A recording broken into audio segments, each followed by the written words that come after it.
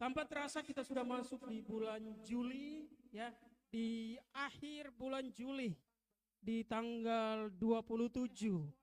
Jadi ya, tanggal 27 hari ini adalah minggu terakhir di bulan Juli, dan Bapak Ibu melihat bahwa sepanjang bulan ini kita belajar satu judul yang menarik mengenai firman Tuhan yang sudah dikotbahkan dari minggu pertama sampai minggu yang terakhir, yaitu karakteristik warga kerajaan. Makanya setiap minggu dibuat sub atau judul atau juga topik dari setiap firman Tuhan yang dibawakan, baik dari tanggal 20, tanggal 13, dan juga tanggal 6. Dan hari ini di tema terakhir di bulan ini, ya, mengenai karakteristik warga kerajaan atau karakteristik warga kerajaan sorga. Kita belajar satu judul yang merupakan bagian dari minggu lalu, yaitu Living in God's Kingdom, bagian yang kedua. Kalau Bapak Ibu melihat bahwa di minggu lalu kita belajar mengenai Living in God's Kingdom, bagian yang pertama, atau hidup dalam kerajaan Allah, atau orang yang hidup sesuai dengan pola kerajaan Allah. Kita buka kebenaran firman Tuhan Matius pada pasal yang ke-6 ayat yang ke-10. Wah, terima kasih, soundman kita sangat luar biasa ya. Suara mic-nya mantap. Ya. Matius pada pasal yang ke-6 ayat yang ke-10. Kita baca bersama dengan suara yang keras. Yang di belakang kalau bisa lihat kita baca bersama. Dikatakan, datanglah kerajaanmu, jadilah kehendakmu di bumi seperti di sorga. Jadi karakteristik warga kerajaan seperti yang kita pelajari sepanjang bulan Juli ini, Bapak Ibu Saudara yang dikasihi oleh Tuhan Yesus, bahwa Tuhan mau supaya Tuhan mau supaya datanglah kerajaan sorga terjadi di bumi. Jadi apa yang ada di sorga itu juga yang terjadi di bumi. Makanya kalau kita pelajari dari doa Bapa kami, ya, Matius pada pasal yang ke-6 ayat yang mulai dari ayat yang ke-9 dikatakan, karena itu berdoalah demikian, Bapa kami yang di sorga, dikuduskanlah namamu, datanglah kerajaanmu, jadilah kehendakmu di bumi seperti di sorga. Nah, Bapak Ibu Saudaraku, kalau kita baca Matius pada pasal yang ke-6, ini bagian dari khotbah Yesus di bukit. Ya, khotbah Yesus di bukit itu mulai dari pasal yang ke-5, dari pasal yang ke-5 sampai Matius pasal yang ke-7. Itu bagian dari khotbah Yesus yang di bukit. Sama juga kalau Bapak Ibu buka dalam Lukas pada pasal yang ke-6. Coba kita buka Lukas pada pasal yang ke-6. Ayat 20 sampai ayat yang ke-49. Lukas pada pasal yang ke-6 ayat 20 itu juga bagian dari khotbah Yesus. Lalu Yesus memandang murid-muridnya dan berkata, berbahagialah kamu, hai kamu yang miskin, karena kamulah yang mempunyai kerajaan Allah. Ini sama dengan apa yang Yesus katakan dalam Matius pada pasal yang ke-5 sampai pasal yang ke-7, satu bagian. Makanya mulai dari Matius, Markus, Lukas, Yohanes, itu ada kesamaan Bapak Ibu.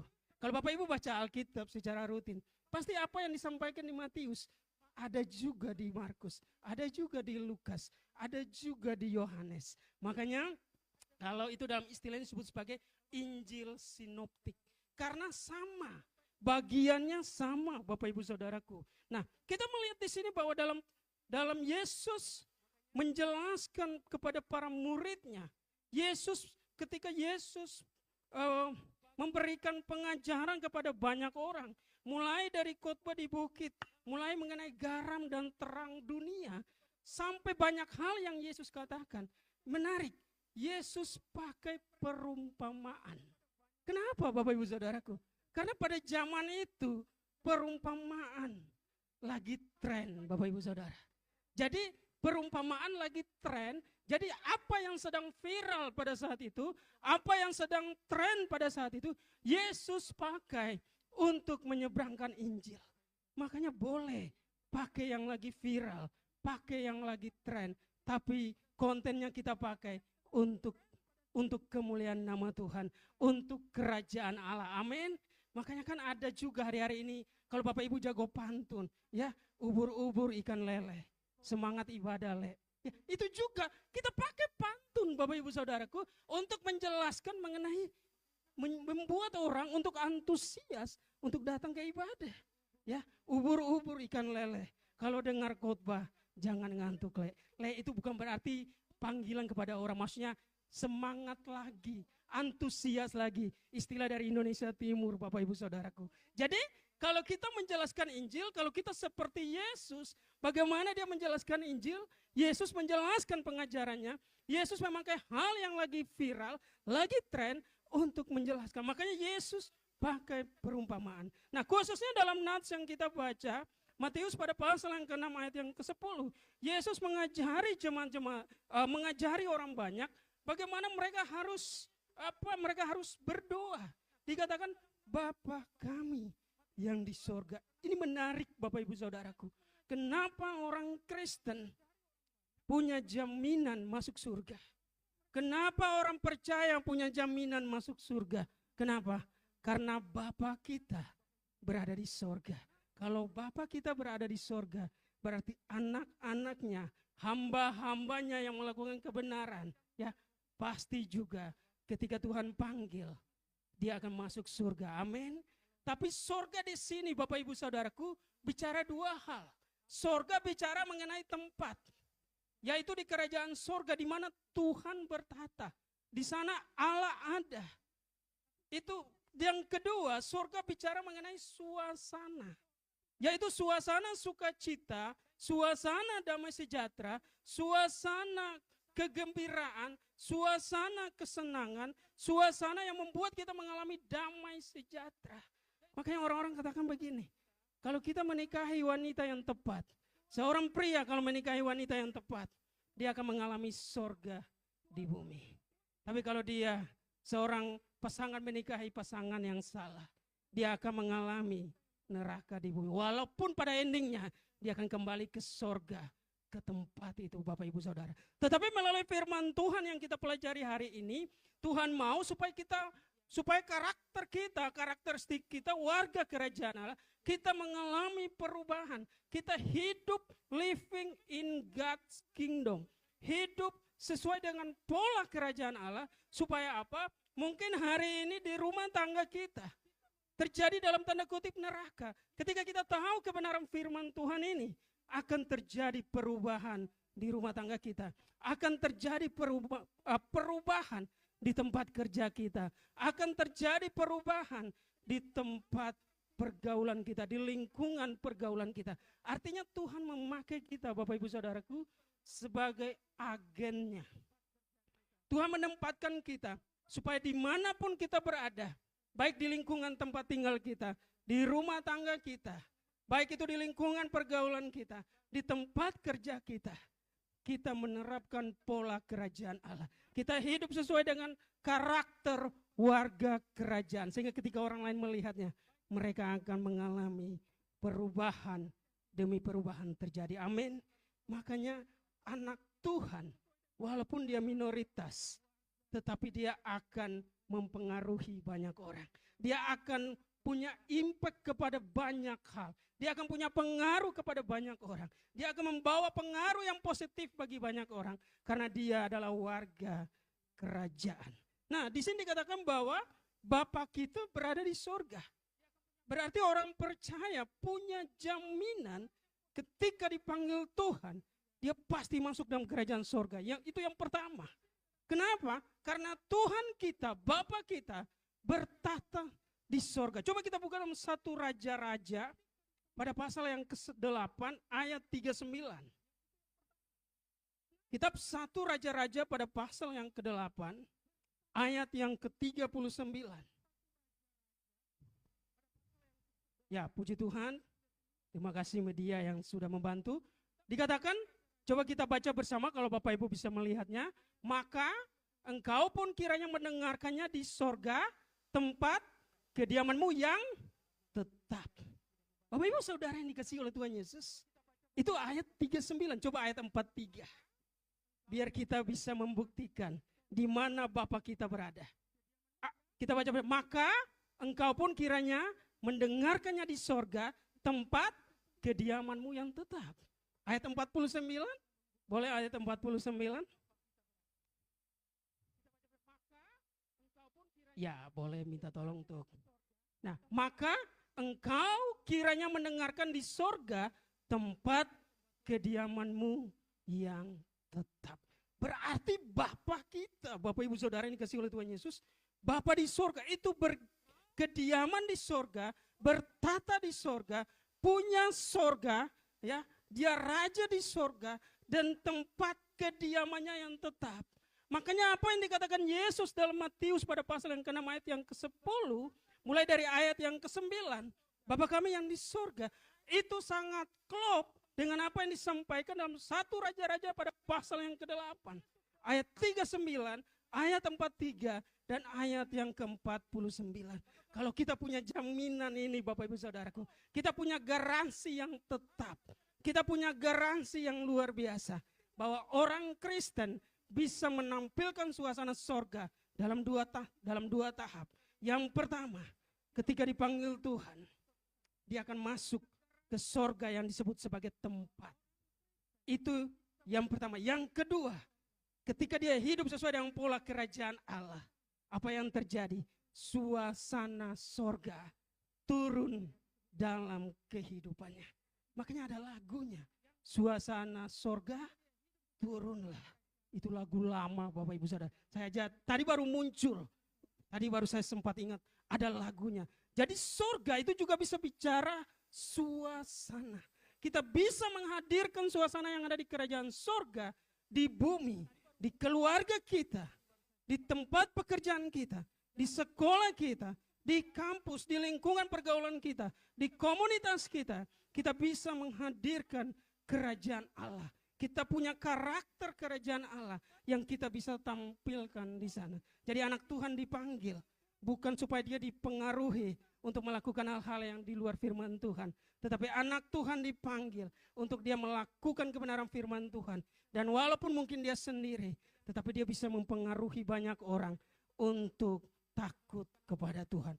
Itu ending daripada karakteristik warga kerajaan. Makanya mau gak mau, kita harus living in God's kingdom. Harus hidup sesuai dengan pola kerajaan Allah. Coba kita buka 1 Timotius pada pasal yang ke-6, ayat yang ke-11. Ini belum masuk ke outline kita Bapak Ibu Saudaraku. Ya. 1 Timotius pada pasal yang ke-6 ayat yang ke-11. Dikatakan, tetapi engkau, hai manusia Allah, jauhilah semuanya itu, atau jauhilah kejahatan, kejarlah keadilan, ibadah, kesetiaan, kasih, kesabaran, dan kelembutan. Di sini Paulus menegaskan kepada Timotius untuk mengejar, untuk sungguh-sungguh melakukan ini. Orang kalau hidup dalam pola kerajaan Allah, Bapak Ibu Saudaraku, dia akan hidup dalam keadilan. Dia akan suka beribadah. Dia punya loyalitas, dia punya kesetiaan, dia bisa mengasihi, dia punya kesabaran atau ya ketabahan, dia punya kelembutan. Kelembutan bukan bicara logat Bapak Ibu Saudara. Dengar baik, kelembutan bukan bicara dialek. Kelembutan bukan bicara aksen. Aksen lagi Bapak Ibu Saudara ya. So bahasa Inggris padahal nggak ngerti. Banyak yang nggak paham. Ya, bukan bicara mengenai aksen, tetapi kelembutan adalah bicara mengenai kata-kata yang kita pakai dari hari ke hari kita. Diksi, itu kata kerennya diksi Bapak Ibu Saudaraku. Kata atau diksi yang kita pakai dari hari ke hari dalam kehidupan kita di rumah, dalam kehidupan kita dalam lingkungan pergaulan, dalam kehidupan kita dalam komunitas, dalam kehidupan kita di rumah tangga. Diksi yang kita pakai, kata yang kita pakai, itu menunjukkan kelembutan atau enggak. Ada orang yang ngomongnya lembut Bapak Ibu Saudara, tapi menyakitkan. Ngomongnya lembut, ya, ngomongnya lembut sekali, tetapi kata-kata yang dipakainya sangat menyakitkan. Sebaliknya ada juga orang yang ngomongnya kencang, Orang yang ngomongnya dialeknya keras Bapak Ibu Saudara. Tetapi kata-kata yang dipakainya adalah kata-kata yang sesuai dengan pola kerajaan Allah. Tetapi ada orang yang lembut, kata-katanya sesuai dengan kebenaran firman Tuhan, itu keren. Tetapi ada juga orang yang aksennya keras, kata-katanya nggak bisa dipertanggungjawabkan. Nah itu lebih gawat lagi Bapak Ibu Saudaraku. Jadi Tuhan mau sebagai orang yang hidup dalam pola kerajaan Allah, kita menghadirkan kerajaan Allah di bumi Bapak Ibu Saudaraku, dikatakan kejarlah itu, ada semangat, ada kesungguhan untuk kita mengejar namanya kesetiaan, ibadah, kasih, kelembutan. Itu kita kejar semua, ibadah itu kita kejar Bapak Ibu Saudaraku. Supaya apa? Supaya kita menghadirkan kerajaan Allah di bumi. Makanya dimanapun anak Tuhan dipercayakan, dia harus punya sisi keadilan. Karena keadilan itu yang nilai langsung Tuhan Bapak Ibu Saudara. Jangan sampai begini. Anak Tuhan mau, ya. Coba kita masuk di slide yang pertama. Hidup sebagai hamba dalam kerajaan Allah. Ada kita sebagai anak Tuhan, kita pengen supaya kita mengalami kemajuan ekonomi. Kita supaya ekonomi kita diberkati Tuhan. Tetapi tahu nggak Bapak Ibu Saudaraku, ada orang-orang yang ketika mengalami kemajuan, ada juga orang yang stres. Ada juga orang-orang yang begitu takut ketika dia mengalami kemajuan secara ekonomi. Kenapa? Karena dia nggak hidup sesuai dengan karakter kerajaan Allah. Karena dia nggak hidup sesuai dengan pola kerajaan Allah. Ketika dia angkat Tuhan naik, yang dia lakukan apa? Pertama, dia melupakan Tuhan. Itu bukan sebagai orang yang hidup sebagai hamba dalam kerajaan Allah. Ketika diangkat Tuhan, ekonominya apa yang terjadi? Dia melupakan Tuhan sebagai pemberi berkat. Makanya ketika Tuhan mengangkat ekonomi kita naik, Bapak Ibu Saudaraku, jangan sampai kita melupakan Tuhan. Jangan sampai kita nggak pernah berdoa. Jangan sampai kita nggak pernah baca Alkitab. Ingat baik, ketika Tuhan belum mengangkat kita, ya, berapa banyak waktu yang kita pakai untuk baca firman Tuhan? Berapa banyak waktu yang kita pakai untuk membaca Alkitab? Makanya ada satu statement yang saya sangat suka, yang saya buat sendiri juga Bapak Ibu Saudaraku. Bahwa semakin Tuhan mengangkat level ekonomi kita, jangan sampai kita menurunkan level kerohanian kita. Kalau dulu sebelum kita maju, ya, kita suka berdoa, kita sudah baca Alkitab. Sebelum Tuhan mengangkat ekonomi kita naik. Tapi setelah kita mengalami perubahan ekonomi kita mengalami level up Bapak Ibu Saudaraku. Apa yang harus kita lakukan? Kita pun harus jangan menurunkan level rohani kita. Karena sekali-sekali diturunkan, sekali-sekali ditunda, itu akan kebablasan Bapak Ibu Saudaraku. Nanti baca firman Tuhan besok aja. Doanya besok aja. Itu besok, besok, dan besok terus. Dan akhirnya kita mengalami namanya penundaan. Dan kita nggak melakukannya lagi. Orang kalau hidup sebagai hamba dalam kerajaan Allah, dia yang melihat Yesus, bagaimana Yesus diangkat Tuhan naik. Kenapa? Sebagai manusia, Yesus diangkat Allah, Bapa kita yang di sorga, tempat kediamannya, diangkat naik. Kenapa? Karena Yesus mengikuti apa yang Bapa inginkan.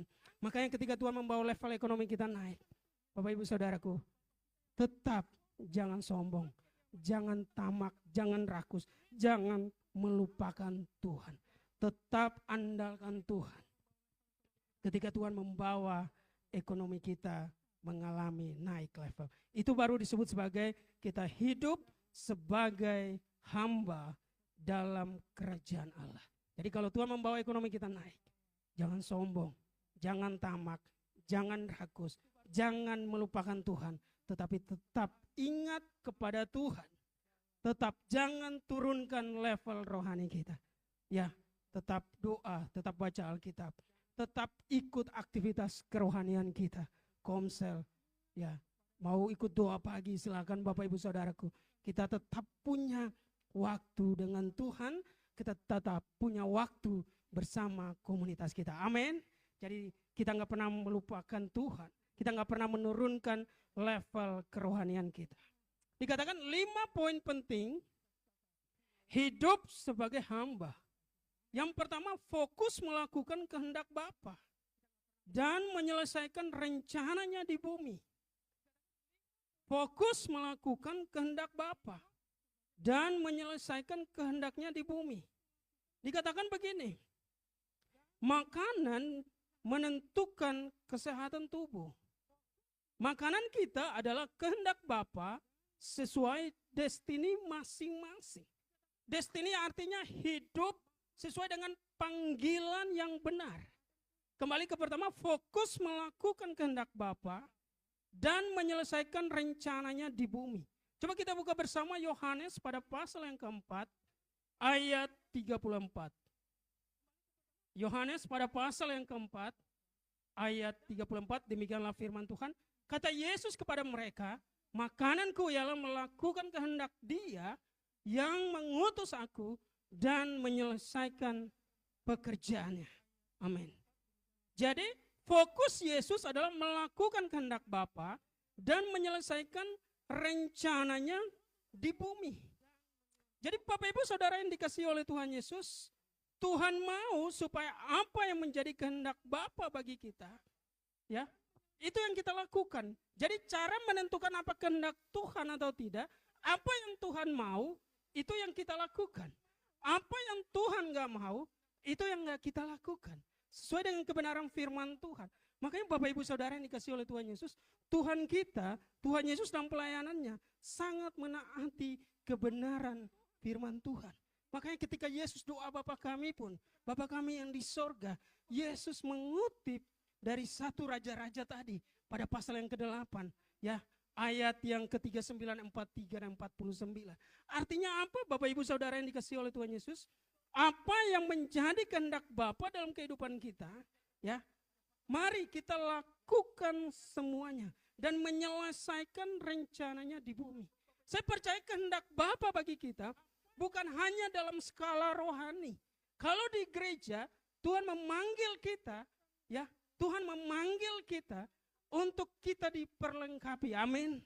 Makanya ada satu statement dari Bapak Rohani JKI. Seorang hamba Tuhan yang baik ketika dia melayani, ya, jemaat nggak dilayani supaya pelayanannya berhasil. Nggak perlu layani jemaat. Apa yang dilakukan? Perlengkapi jemaat supaya semua bisa melayani. Itu supaya kita bisa berhasil dalam pelayanan kita. Karena dalam sebuah gereja yang kita bentuk adalah bukan seperti kapal pesiar. Kapal pesiar, semua yang di atas kapal pesiar, kapal mewah itu semuanya santai. Semuanya berlibur Bapak Ibu Saudaraku. Semua kayak di pantai, ya. Semuanya berlibur santai, ya, rehat, beristirahat. Tetapi kita dipanggil oleh Tuhan, kita diperlengkapi di gereja supaya kita seperti ibaratnya kapal perang. Bapak Ibu lihat kalau kapal induk Amerika, semua bertugas. Semua bertugas di kapal tersebut. Semua bertugas, semua yang ada di kapal perang, baik itu kapal selam, kapal induk, kapal perusak atau apapun, semua bertugas. Artinya, kalau kita mau supaya kita melakukan kehendak Bapa, apa yang menjadi panggilan Tuhan dalam pekerjaan kita, kita lakukan. Dalam pekerjaan kita, usaha bisnis kita. Dan apa yang menjadi panggilan Tuhan ketika kita berada di gereja, sebagai warga gereja, kita terus diperlengkapi supaya kita semua punya fungsi. Amin. Kita semua diperlengkapi supaya kita semua berfungsi. Kalau semua diperlengkapi, semua berfungsi Bapak Ibu Saudaraku. Sehingga setiap pelayanan yang ada di gereja, kita semua bisa melakukannya. Gak hanya 1-2 orang yang bisa melakukannya, tetapi semua punya peran penting untuk melakukannya. Karena kita bentuk seperti kapal perang Bapak Ibu Saudara. Semua yang ada di sini berfungsi. Semua yang ada di HGC Jakarta, ya, diperlengkapi untuk berfungsi. Amin. Makanya apa yang sudah dipercayakan bagi kita, terus latih diri kita. Terus cari hal-hal yang baru. Terus berinovasi dalam hal-hal yang baru. Supaya kita akan memberikan banyak hal yang baru dalam pelayanan kita. Banyak inovasi yang baru. dalam pelayanan kita. Makanya anak-anak muda yang dibentuk Bapak Ibu Saudaraku untuk menjadi pemimpin. Bukan untuk nanti mereka memimpin, tetapi mulai dari sekarang. Makanya beberapa anak muda mulai dipercayakan dalam beberapa bagian. Ya, saya selalu katakan, sebelum ibadah, pergunakan waktu di rumah untuk berdoa. Kurang lebih 10 menit, pakai waktu di rumah untuk anak muda. Mereka berdoa, supaya sebelum mereka melayani pekerjaan Tuhan, mereka telah diperlengkapi dengan impartasi Roh Kudus. Dan terus cari hal-hal yang baru dalam bidang yang dipercayakan. Supaya mulai dari saat ini belajar memimpin dimulai dari gereja. Itulah orang-orang yang hidup sesuai dengan living in God's kingdom. Dikatakan makanan menentukan kesehatan tubuh.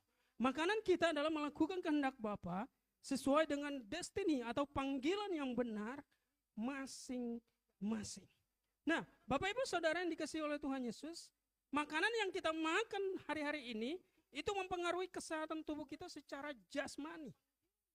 Nah, panggilan Tuhan bagi kita pun itu menentukan bagi kita. Makanya seberapa besar kita siap, Bapak Ibu Saudara. Seberapa besar kita siap untuk mengembangkan diri kita, seberapa besar itu pula Tuhan akan membawa kita mengalami naik level. Makanya semua butuh persiapan. Amin. Semua harus belajar mempersiapkan diri. Semua harus belajar untuk mengembangkan diri. Karena kalau kita mampu mengembangkan diri, ya, aqua kalau baru 100 liter Bapak Ibu Saudara, kalau dia mau naik jadi 300 liter, itu wadahnya harus diperbesar. Mari kita perbesar wadah kita. Kita kembangkan diri kita.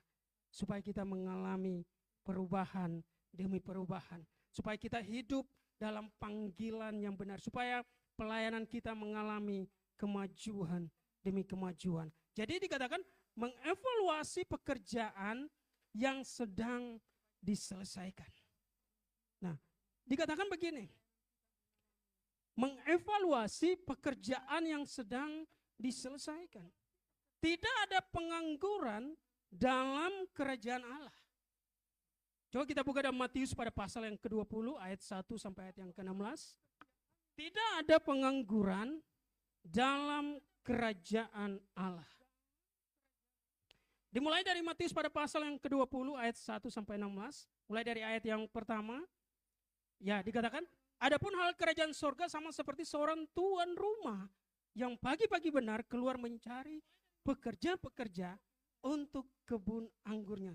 Jadi seorang tuan rumah, dia mencari pekerja atau orang yang bekerja untuk memanen kebun anggurnya. Untuk menjadi orang yang melakukan penuaian, Bapak Ibu Saudaraku. Ada yang masuk jam 9, kalau kita baca selanjutnya. Ada yang masuk jam 12 siang. Ada yang masuk jam 9 pagi, ada yang masuk jam 12 siang, ada yang masuk jam 3 sore, ada yang masuk ya jam 5 sore. Dan apa yang terjadi? Artinya dari rentetan waktu yang Tuhan berikan, bahwa dalam melayani pekerjaan Allah, gak ada kata yang menganggur. Artinya Bapak Ibu Saudara yang dikasihi oleh Tuhan Yesus, ada orang yang dipanggil cepat, dipanggil untuk masuk dalam melayani pekerjaan Tuhan. Ada orang juga dalam waktu yang lama dipanggil untuk melayani pekerjaan Tuhan. Ada yang jam 9, 12, 3, jam 5. Artinya Bapak Ibu Saudaraku, ada orang yang masih zaman muda, remaja, dia sudah melayani pekerjaan Tuhan. Ada yang ketika remaja, pemuda, baru dia melayani pekerjaan Tuhan. Ada yang sudah dewasa, baru dia melayani pekerjaan Tuhan.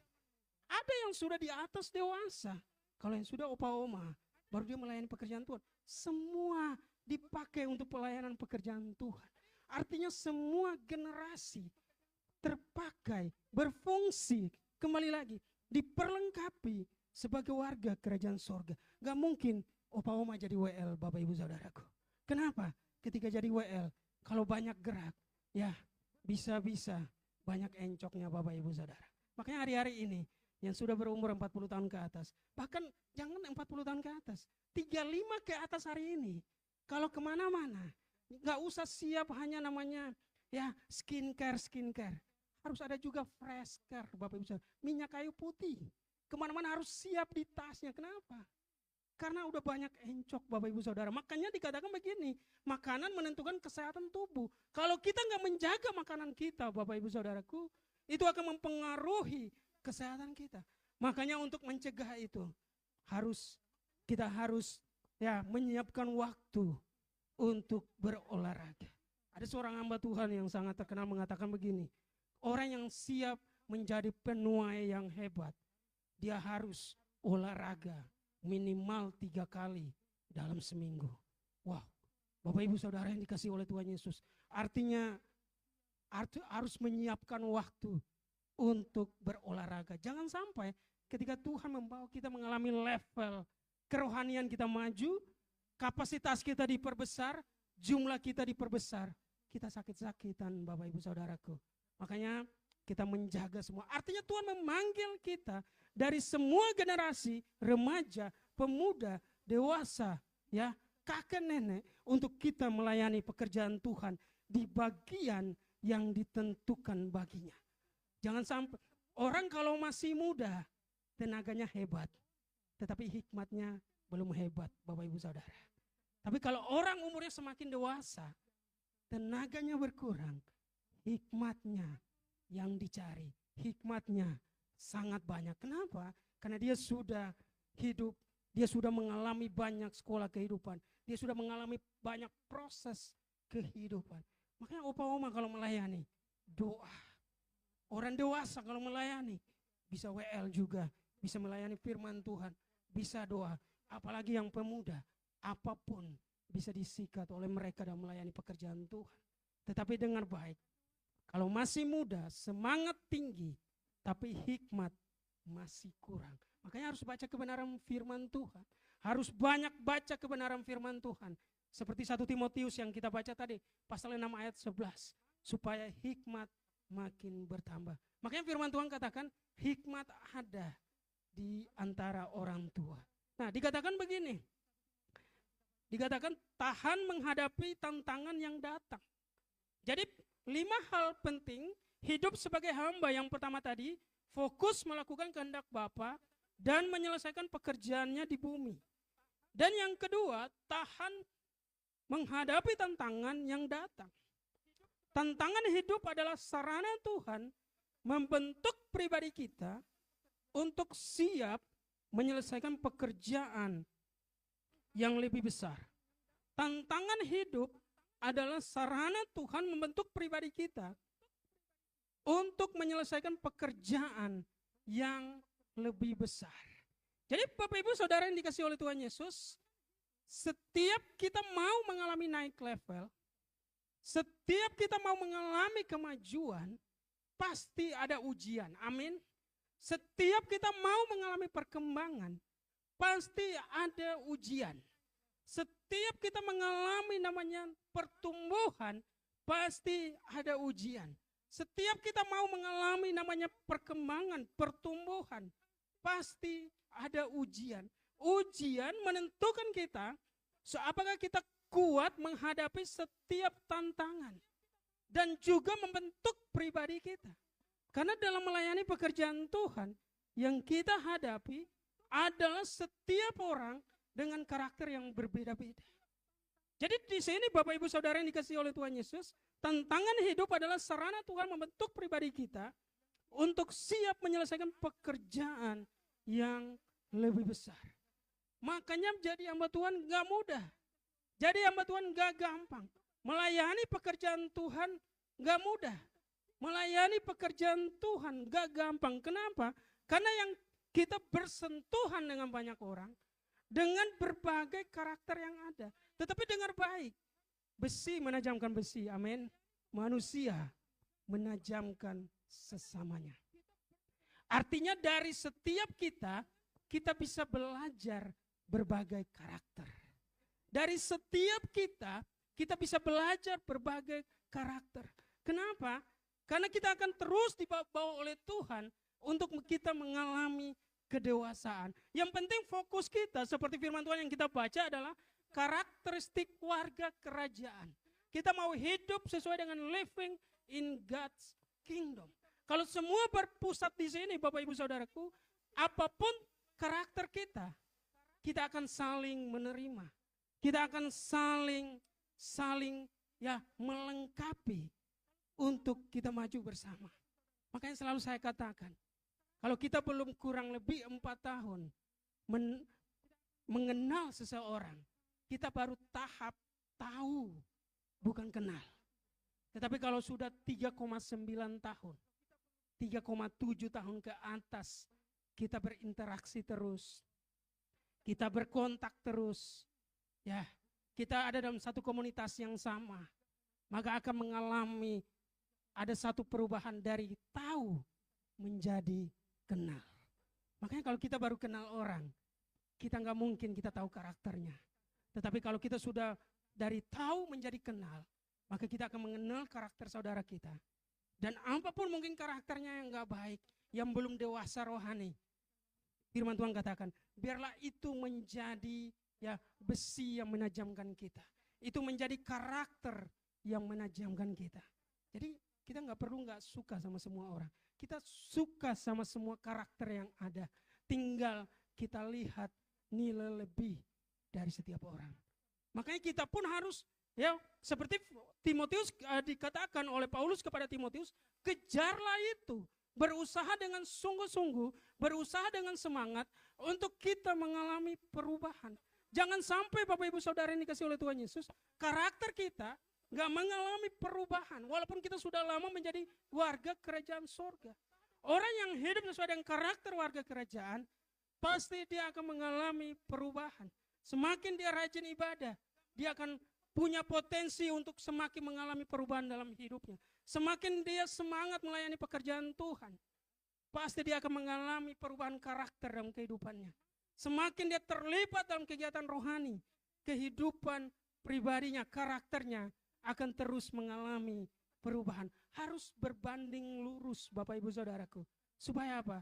Supaya kita nggak menjadi batu sandungan bagi banyak orang, tetapi kita menjadi batu loncatan bagi banyak orang. Lewat hidup kita, banyak orang diberkati.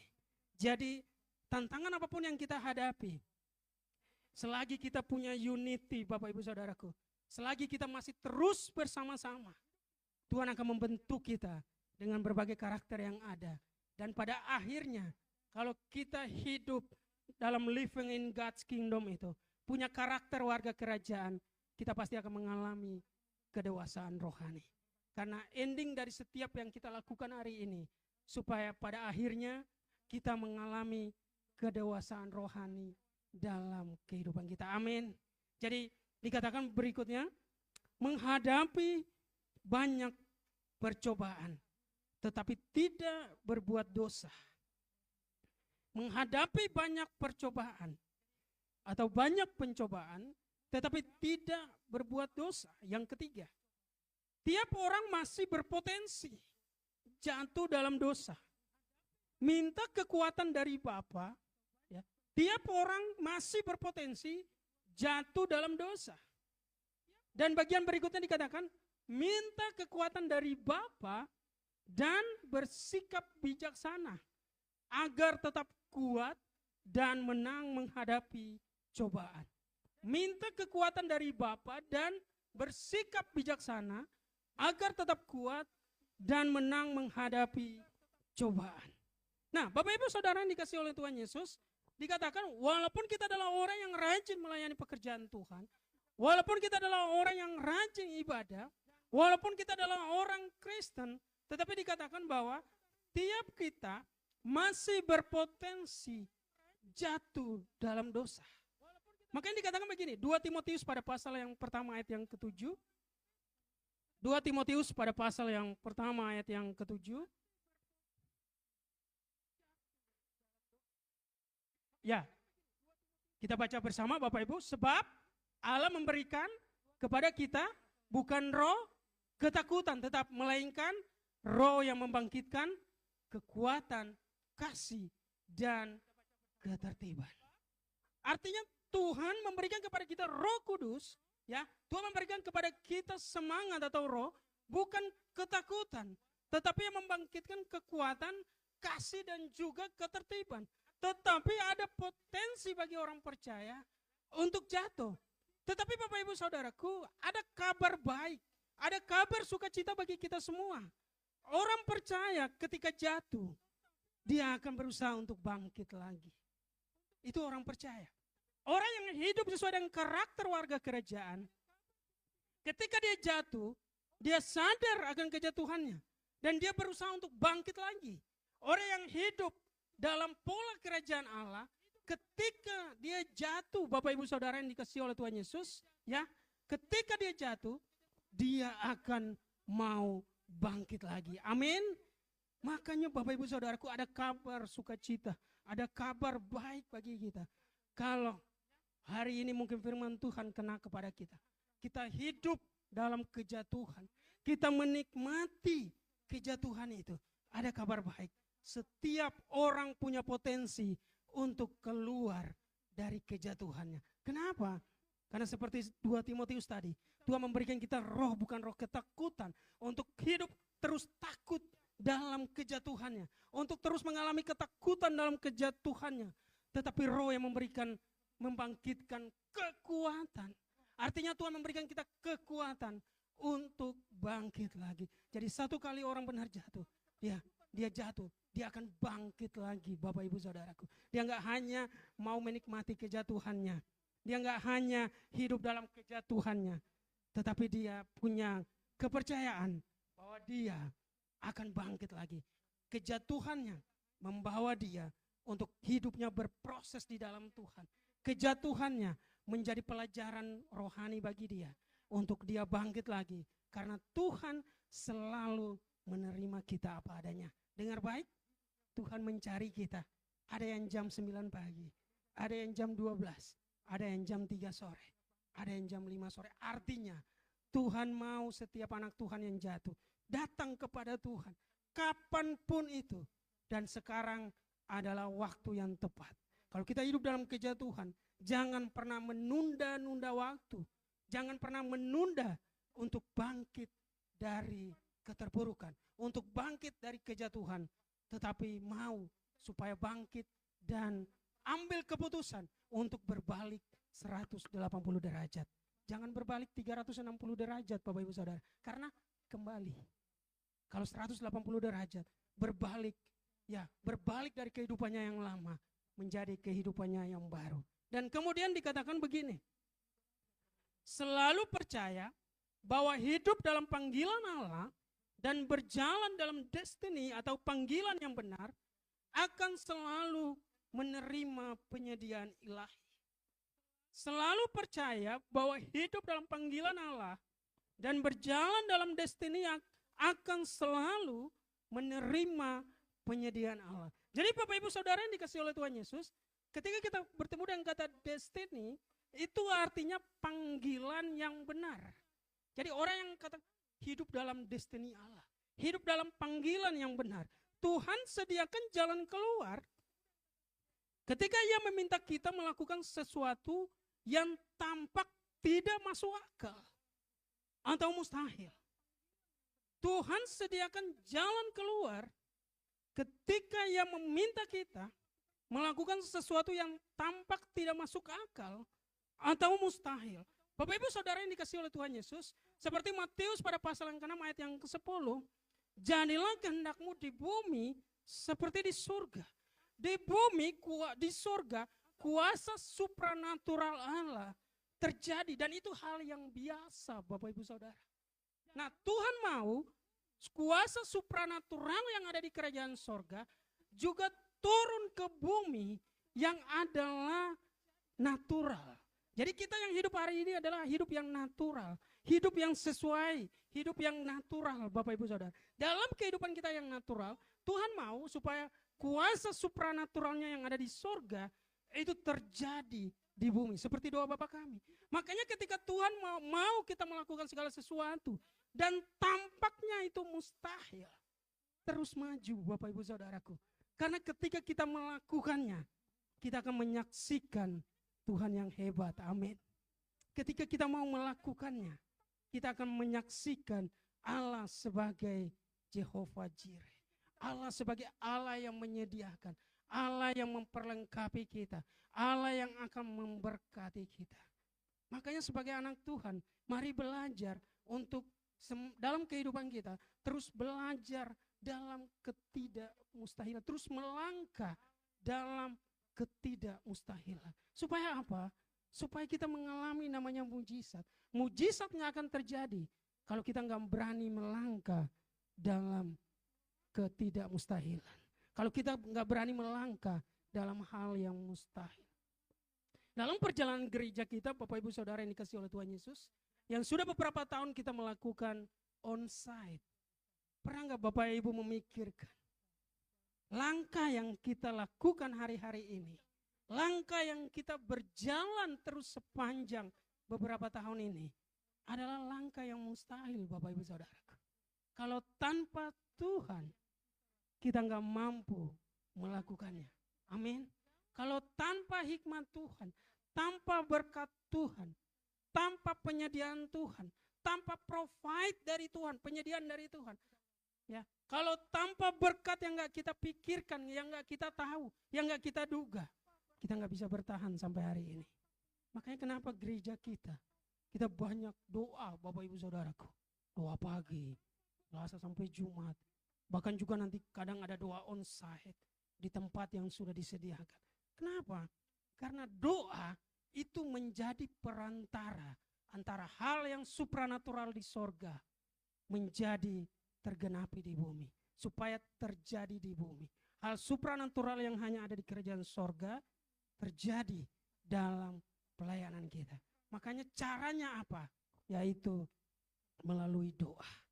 Bapak Ibu yang sudah dewasa, Bapak Ibu Saudaraku, pernah mendengar sebuah kesaksian yang sangat menarik yang terjadi di sebuah kota di Nusa Tenggara Timur. Namanya kota Soe.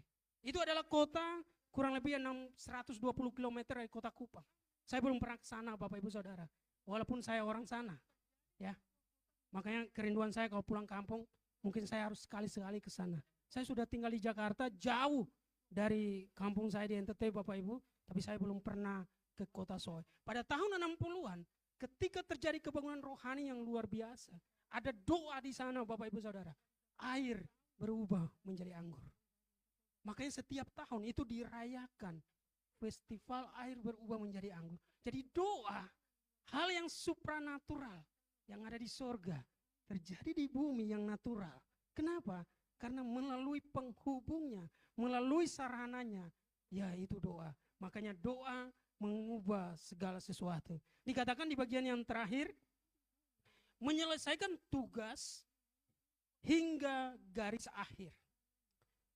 Menyelesaikan tugas hingga garis akhir.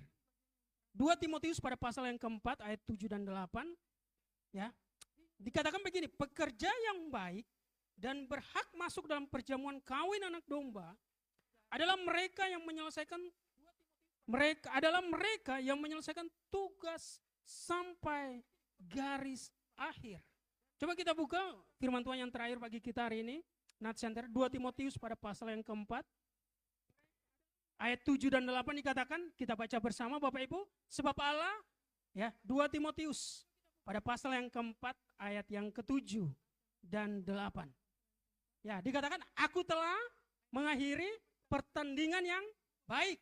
Aku telah mencapai garis akhir dan aku telah memelihara iman. Ayat yang ke-8. Sekarang telah tersedia bagiku mahkota kebenaran yang akan dikaruniakan kepadaku oleh Tuhan, hakim yang adil pada harinya, tetapi bukan hanya kepadaku, melainkan juga kepada semua orang yang merindukan kedatangannya. Bapak Ibu Saudara yang dikasihi oleh Tuhan Yesus, Tuhan hari ini memanggil kita untuk menjadi pekerjanya, untuk menjadi penuai jiwa-jiwa.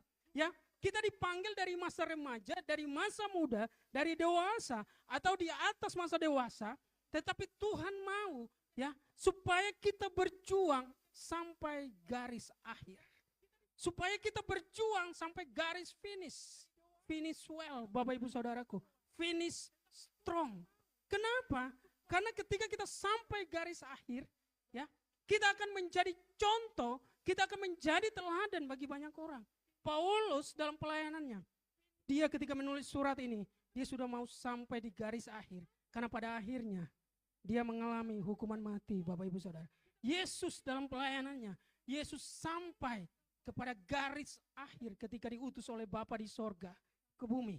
Makanya ketika di kayu salib, Yesus katakan, sudah selesai. Nah, Bapak Ibu Saudara yang dikasihi oleh Tuhan Yesus, bukan seberapa lama Tuhan memanggil kita, bukan seberapa lama kita melayani pekerjaan Tuhan, tetapi seberapa kuat, tetapi seberapa kita mau bertahan untuk kita sampai kepada garis akhir. Makanya pastikan kehidupan kita sampai kepada garis akhir. Kita terus berjuang melayani pekerjaan Tuhan.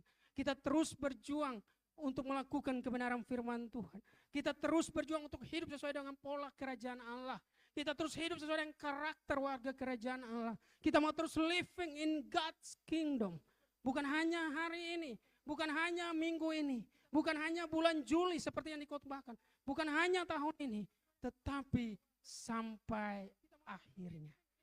Sampai garis akhir dari setiap kita. Makanya Tuhan memanggil kita, Bapak Ibu Saudaraku, untuk menjadi orang percaya sampai garis akhir. Siapa yang tahu garis akhir?